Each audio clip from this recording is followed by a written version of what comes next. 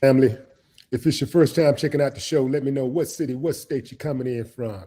If you're outside of the U.S., let me know what country you're representing. Family, I need you to smash up the likes, smash up the likes, smash up the likes.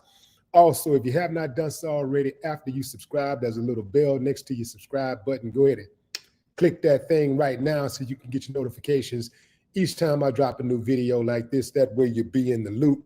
Let me straighten out my jacket a little bit. Kind of, yeah, straighten that thing out just a little bit. Just a little bit. Fam, we got two guys who now there's a little confusion as to who these guys really are. There was first reports that they were rappers, and then there's other reports of people saying that they're not rappers. They're just a couple guys who had some affiliation. One of the guys had an affiliation with Lil Durk, and but he's not a rapper. But many of the outlets are identifying these guys as rappers. If you know more, hey fam, go ahead and chime in. But I can tell you what I have right here.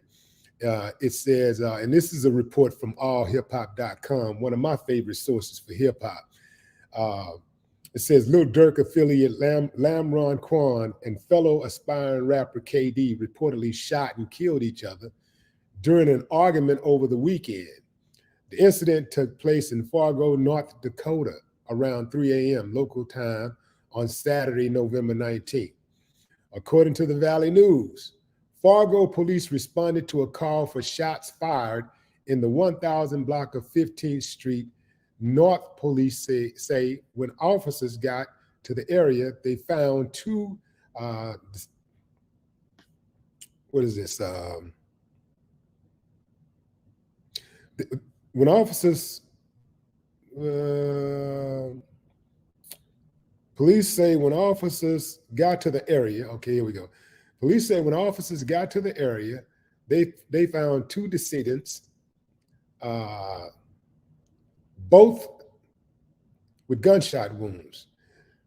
They were later identified as Kier KD Davies and Jaquan Lamron Quan Gatewood.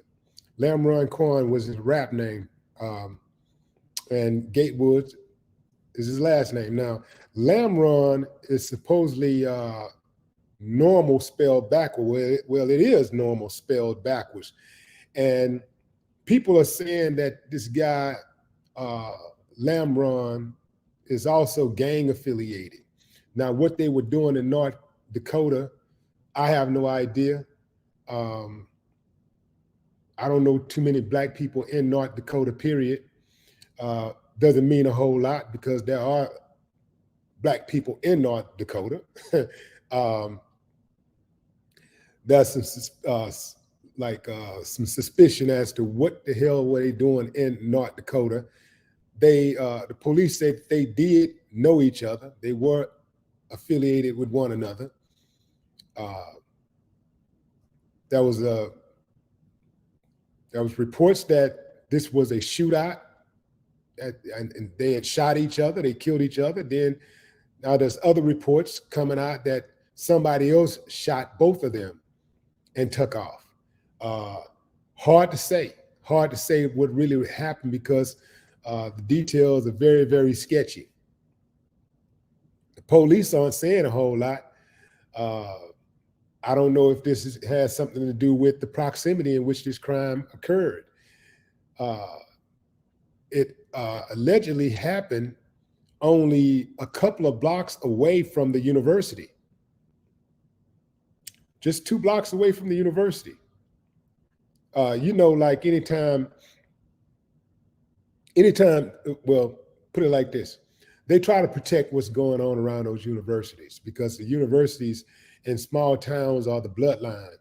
It's the financial bloodline to the city, to a town, and so they need to make sure that people feel relatively safe in those areas. So if something go down, they try to pounce on it. But this is one of those cases where the details are just really, really just damn sketchy. It's just, they're all over the place. But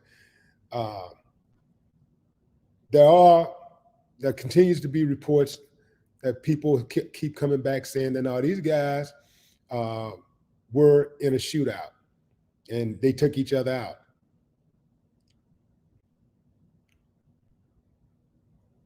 I'm just trying to pick up on this, on the other half of this story here. Police say officers got to run.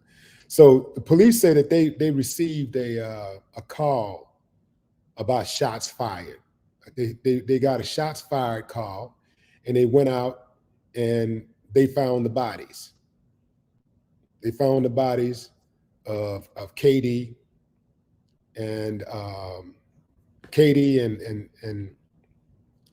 do I say this guy's name again? Lamron Quan.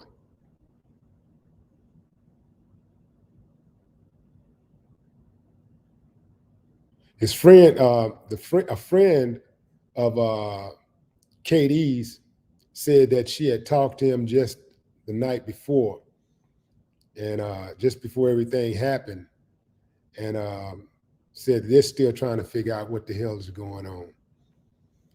But at the end of the day, fam, what we have here is another situation where, at the very minimum, young people losing their lives, and I'm gonna say over nothing, because it's always over nothing, right?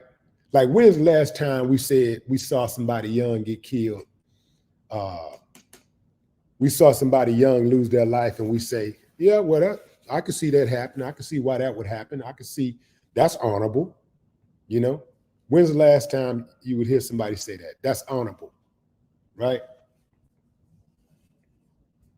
If we are to believe what these reports are saying about these guys being involved in a shootout, then it's hard to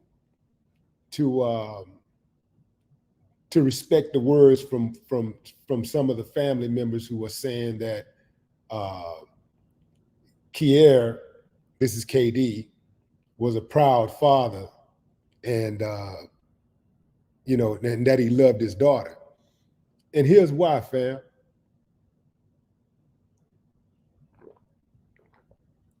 I'm gonna take it there. I'm gonna take it there because y'all need to hear this. I know a lot of times when we out there doing crazy stuff, we doing wild stuff, we getting ourselves involved in certain things. I know a lot of times we don't want to hear the truth. And usually you're open to the truth when you find yourself in a position where you have no choice but to accept the truth. You know, I've been there myself. Trust me, man, I've been there. You know, I'm definitely not trying to act like I'm somebody, some type of pilot purebred or whatever. And, you know, while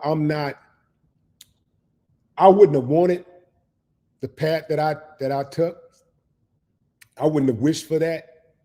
I think if I hadn't have been through it, I wouldn't be able to give you guys the information I'm giving you, because I can give it to you from both sides. I can tell you I actually was that dude in that car. I can actually tell you I was that guy, you know, on the other side of that door. I was that dude on the other side of that gun, on both sides of that gun. You know what I'm saying? I've been that dude.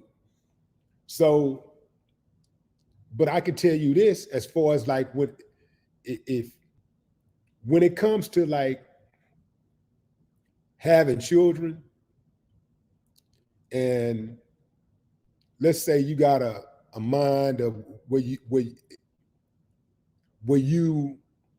will risk your life, will take chances with your life over trivial things like nothing, literally nothing.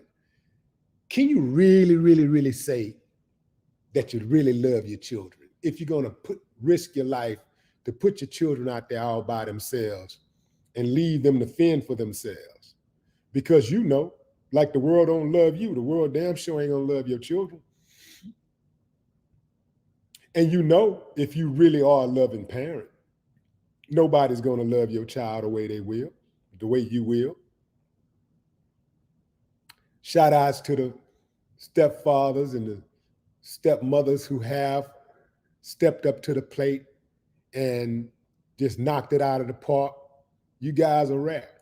You're rare. It's many of you, but you are rare. The ones who do the job, who go all the way out, you guys are rare. Salute. But y'all know, like I know, so many others don't give a damn and will never treat your child the way you would treat your child. I'm talking about the loving parents, how a loving parent would treat their child. So if you risk your life knowing what you have at home, knowing that you have these little innocent creatures depending on you, not just for the financial part is a small piece. That part where they need you in their life to help them, to guide them, to coach them, to support them, to teach them, to show them how to navigate through this wild, crazy, beautiful world, that's invaluable. That's invaluable because you can survive if you fall on your butt and you lose some money for a few months or whatever, even on you have a bad year. You can get through that. But the other parts, the other pieces, you can't get through that. You got to have all those pieces intact. And so if you're not there, can you really say, if you're consciously trying to, if you're going to consciously risk it, can you really say you did it for your children or you was doing it for yourself? Was you standing up for your kids or was you standing up for yourself? Was you making that lick? Did you go out and hit that lick because you wanted your kids to have it all? Or was you really trying to do it to get something for yourself, and then since you had it, your kids was going to have it automatically? Was you really trying to do it, because a lot of times when you get it, when you hit that lick, the first thing that you do is you want to get yourself a set of wheels. Well, the kid don't care about a car. The kid gonna be all right without a car. So who, especially a foreign car in the neighborhood of $80,000, even $50,000, 50, 80, 100. Kid don't need all of that. I'll step out on a limb and say you was doing it for yourself. So I have to question that when people say stuff like, well, he was a loving father, she was a loving mother. Well, if that's the case, your actions have to be consistent with your character description. Your actions have to be consistent with the outcome that you want. Again, fam, this is not a 20-something Willie D talking. This ain't me at 20-something. I didn't have it right. I couldn't explain this. I couldn't break this down to y'all like this at 20-something because I was still out there wilding, and I got here by the grace of God. I'm still alive, still not just alive, but, thriving by the grace of God and favor and hustle, But a lot of these cats, they dropping off. They in their teens and 20s, they dropping off. Typically for a man, if you can get to be 30, if you can get to 30, if you can get to at least 30, by 30, you can slow down, you can see what's going on. Usually you got a child by then, or you got a job, you got some responsibilities, you got a woman.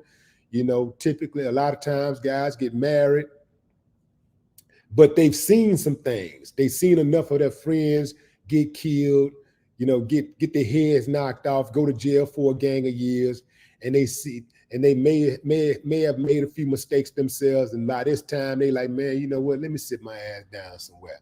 And so they change their attitude first and foremost. And when they change their attitude, they start changing the energy. They change the people that they hang around. They change the places that they go.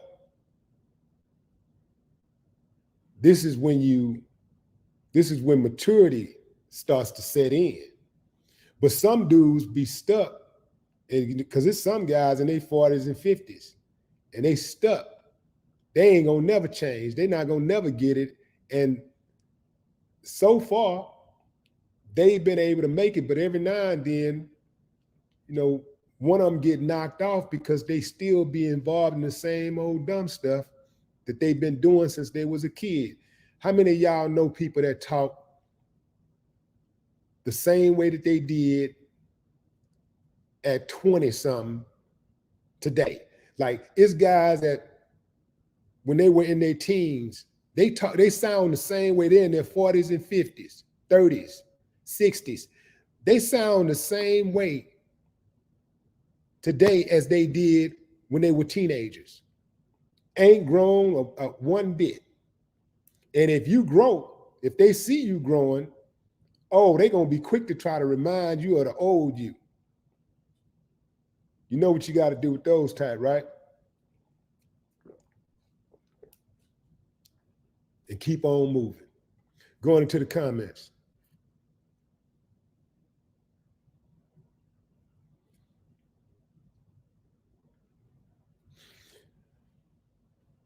Angel Heaven, what's up?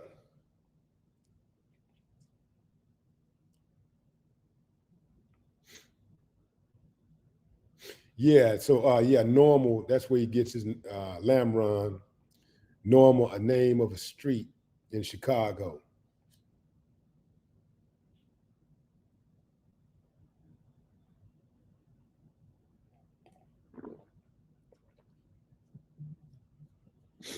Here's the thing about another thing too, fam, about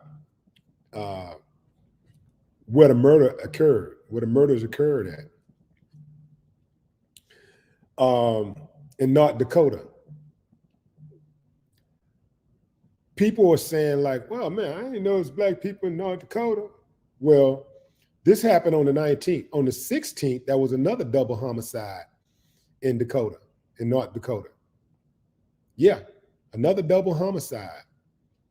Now, I'm not sure who the victims were, but I can tell you that the suspect is a black male.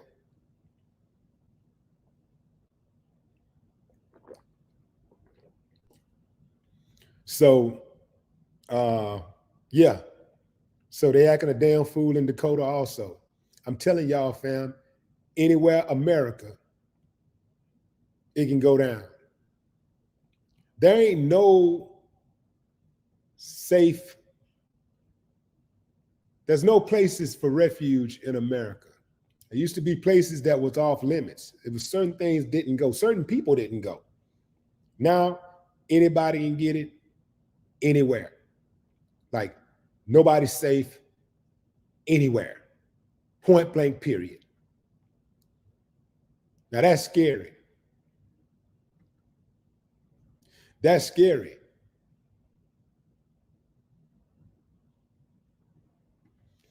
And you know where it starts, fam.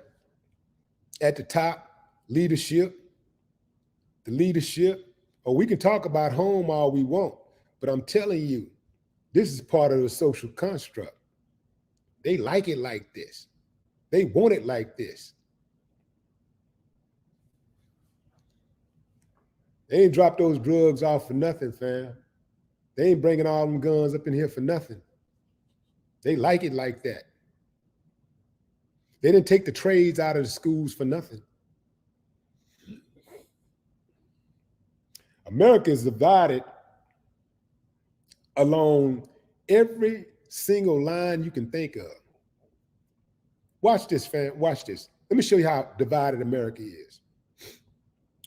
We can start with simple things like how America is divided by like neighborhoods.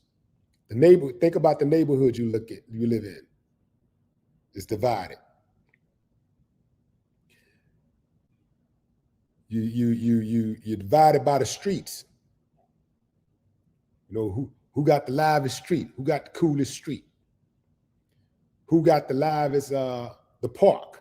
You know, if you live in a big enough neighborhood, you know, you got several parks. Like Fifth Ward, we got 5, 6 parks. So it's all about what park you from, all right? Then you got the neighborhoods. What neighborhood? Then you got, okay, what side of town? It's the north side, it's the south side, it's the east, it's the west side. What's the best side? Then you got the schools. You divided by the schools. You know, it's a rivalry. Everything is a rivalry. Everything is conflict. Then you got the cities within you got the cities that's within a state. You got the states, and then you got the cities within the states that are divided. You got the pro teams that keep that what people are constantly feuding over. I mean, they be fighting at these damn stadiums and arenas and stuff, man, like they got real money, like it's like their life is on the line. I mean, they be really, really into these games, man, like they really making millions of dollars a year attending the game. Just like, I get $1 million. I'm a $2.5 million fan. I get $5 million. I'm a $5 million fan. I'm getting 15 million over here. Like, they ain't getting a nickel. They be out there like risking their lives, getting caught up in these games. Then you got obviously, the racial divide. You got the racial divide. You got the economic divide. You got the gender divide. You got the age divide. You got classism. You got everything. It's just everything is just divided, and the idea is to just keep us all fighting amongst each other about a bunch of nothing. Then you got the political parties. Oh man, the political parties. I'm gonna tell you something, fam. The political parties is next to race has got to be the worst, because the political parties. Here's the trip part about the political side. Depending on what political party you belong to, if you see a crime committed, you automatically attribute it to the other side. If you're a Democrat and somebody that looks like a Trump supporter, you know, Trump got those Trump-looking supporters, it gotta be a Trump supporter. He ain't got no teeth in his mouth. Old white dude, no teeth, yeah, Trump supporter. Young white dude, no teeth, Trump supporter. Black dude in the hood, suspected of a crime. Oh, here go Ray, the Democrats. See, this the Democrats. You know, it's the Democrats, the Republicans. It's the Democrats, the Republicans, the Democrats, the Republicans. When neither one of them made shit. Both of them was in off. Both Democrat and Republican seats yield the same amount of power. They yield the same amount of power and influence, and they pay the same salary. So that means that those seats have the exact same amount of power. Don't matter if a Democrat sits in that seat or a Republican. Now the seats have been there forever, from Congress to the municipalities to the school boards. Those seats have existed forever. Sometimes Republicans are in those seats, sometimes Democrats are in those seats. Now, the people have changed who represent, you know, the different parties, they've changed. But the conditions of the people seldom change. The actual condition of their constituents seldom change, especially when you start talking about Black folks. The overall condition seldom changes. Now, why is that? Because both of them All of them are on the same team, fam. They're on the same team. When you see them arguing fighting each other, they're not fighting because they love you and they want to protect you and they want life to be better for you. Because if they did, it could happen like this. That's not what they want. They want your vote so that they can have more power. They're fighting for power. They're fighting for money and power. They're not fighting for humanity. They're not fighting for the greater of humanity.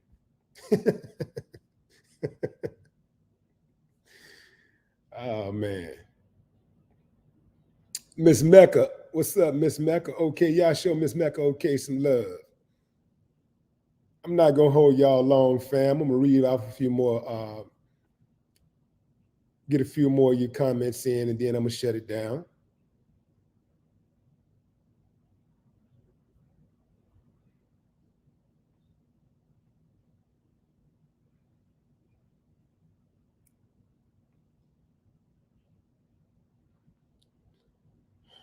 Let's see. Miss Laverne, what's up? What's up, Des? Marlon Reed. LaShawn Thomas. What's up, LaShawn? Out there getting that money. LaShawn on that truck, ladies.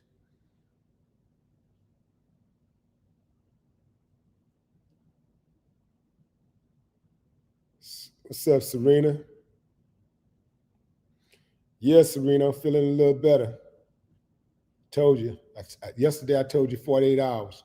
Got about another 24 hours. I'm not going to need this. I won't need this to get through a live stream. About 24 more hours.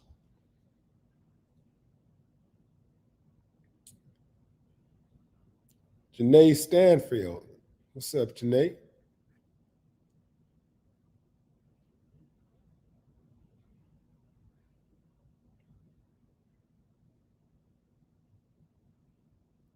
Devontae Steele. Sister, what's up? Danny Jones. Danny Jones said, good look on the foundation. Absolutely. Yeah, fam. If y'all want to support my foundation, it's a link in the bio. It's a link in the bio, right there under in the details. There's a link right there. My foundation, we are sending out elderly people on outings to get them out off that sofa, out of that convalescent house facility for a few hours out of the week. We're giving them a monthly stipend to help them with their living expenses, just to make life a little bit more comfortable for them, in their later days. I feel like, that the elderly have done all that they can do. And, for better or worse, they've done their part. And so whatever that we enjoy, whatever freedoms that we do enjoy, whatever lifestyle that we do have, even if it ain't the best, it could always be worse. And, they paved the way.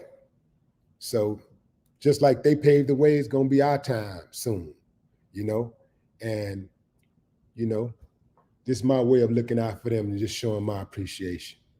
We're also bringing trades back. We got the kids.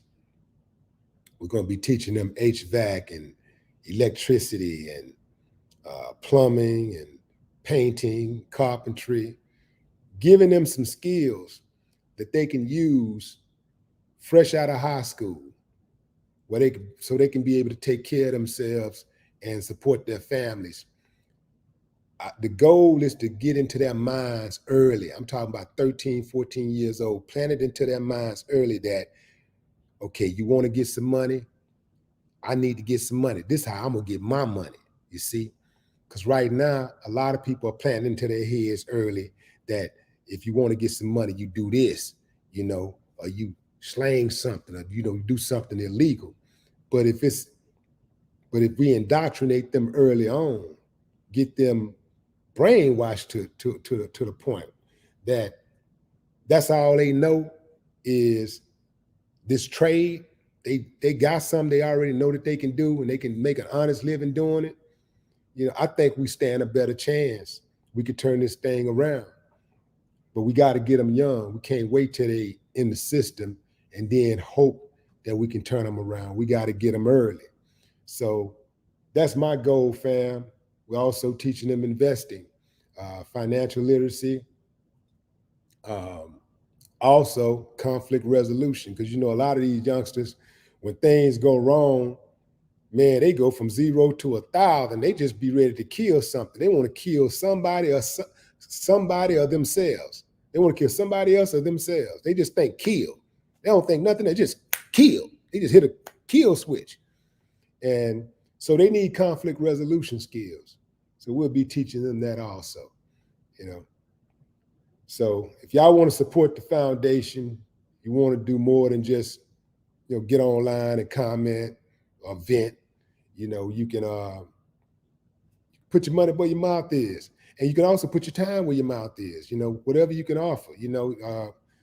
We're looking for partners, volunteers, donors, however you can get involved, fam. Come on, we need you, because it truly does take a village, to raise a child and a community. We need that. And I'm not just doing my thing either, fam. I'm not just working with my foundation. I'm actually working with other foundations too. So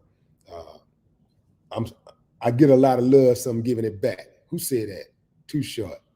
I get a lot of love, man. So I'm giving it back. You dig? A few more shout outs and I'm gone. John Huggins, what's up?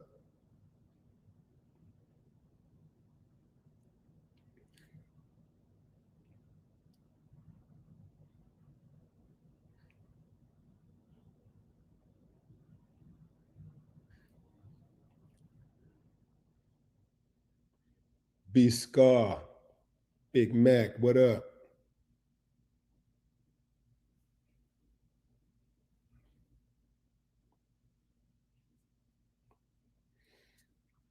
Like I say, fam, if you want information about the foundation, there's a link in the description. You can just go straight to marvelousbridge.org, marvelousbridge.org, and you get the information that you're looking for. Yeah, fam. I appreciate y'all for joining the live. Until next time, no more talk.